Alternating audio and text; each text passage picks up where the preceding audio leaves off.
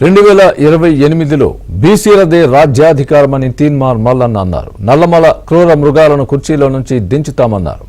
రాజ్యాధికారం కోసం బీసీలు యుద్ధానికి సన్నద్ధం కావాలని పిలుపునిచ్చారు. తెలంగాణ ఉద్యమాన్ని తలదన్నేలా బీసీ ఉద్యమాన్ని కొనసాగిస్తామన్నారు.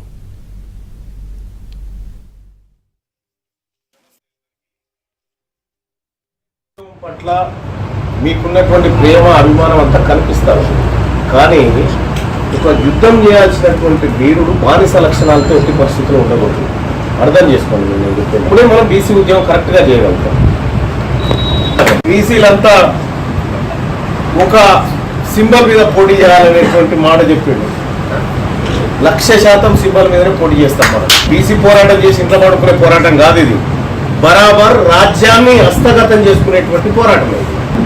2028లో ఈ కుర్చీ గుంజుకున్నాడు బరాబర్ గుంజుకున్నాడు. ఈ నల్లమలకి వెళ్ళినటువంటి ఏవైతే క్రూర మృగాలు ఉన్నాయో వాటిని బోన్లో వేస్తాం.